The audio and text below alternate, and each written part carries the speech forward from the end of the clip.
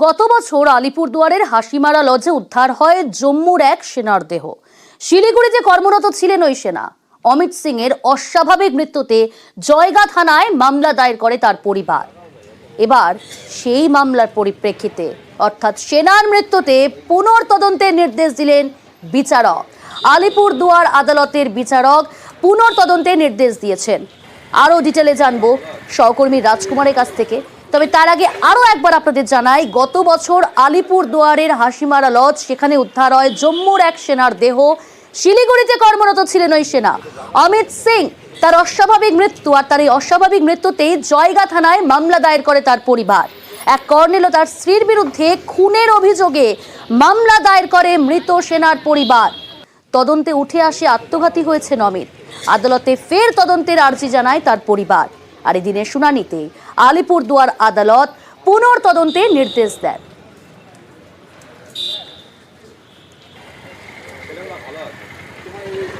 সেনার মৃত্যুতে পুনর্তদন্তের নির্দেশ বিচারকের।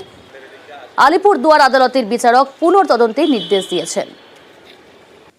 এটা তো আমাদের কাছে একটা বিরাট জয় যে মাননীয় আদালতকে আমরা সন্তুষ্ট করতে পেরেছি। আমাদের টোটাল যেগুলি আমরা যে পয়েন্টগুলি আমরা উত্থাপন করেছিলাম মাননীয় আদালতের সামনে, এবং আদালত সেটাতে সন্তুষ্ট হয়ে আমাদের তদন্তের নির্দেশ দিয়েছে।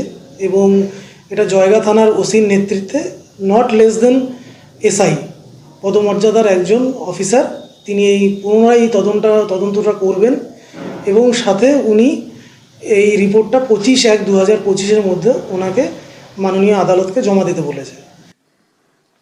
রাজকুমার রয়েছে সহকর্মী। রাজকুমার, সেনার মৃত্যুতে পুনর্তদন্তের নির্দেশ আলিপুর আদালতের বিচারকের, আর কি নির্দেশ দেওয়া হলো?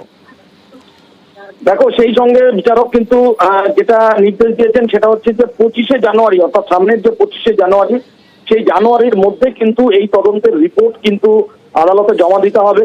এবং শুধু তাই নয়, এসআই পদমর্যাদার কম পদমর্যাদার কোনো পুলিশকে দিয়ে কিন্তু এই ঘটনা তদন্ত করানো যাবে না।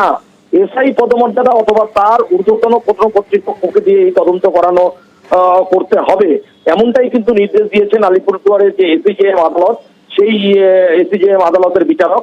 এবং এই যে নির্দেশ, এই নির্দেশে কিন্তু ইতিমধ্যে তোলপাড় শুরু হয়েছে, কারণ জম্মু কাশ্মীরের বাসিন্দা সেই সেনা জওয়ান কিন্তু আমাদের হাসিমারা সেনা জওয়ানই, এবং পরে শিলিগুড়ির শুকনাতে কর্মরত ছিল, এবং গত বছরই তার মৃত্যু হয়।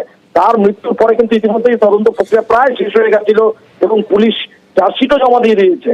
তারপরেও এই মামলা আবার পুনরায় তদন্তের নির্দেশ কিন্তু অত্যন্ত তাৎপর্যপূর্ণ বলে মনে করছে বিভিন্ন মহল।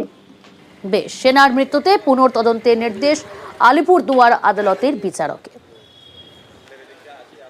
हमने एफआईआर दर्ज की थी उधर हासीमारा में, आउटपोस्ट में। पहले तो हमारी वो ले नहीं रहे थे एफआईआर। उसके बाद हम एसएसपी इधर मिले अलीपुरद्वार में आके, फिर इन्होंने बताया, फिर जाके हमारी एफआईआर लगी। 10 दिन हम वैसे घूमते रहे। उसके बाद आज तक पुलिस ने कोई भी जो भी उसकी तहकीकात की है, हमारे को कुछ नहीं बताया क्या हुआ क्या नहीं हुआ।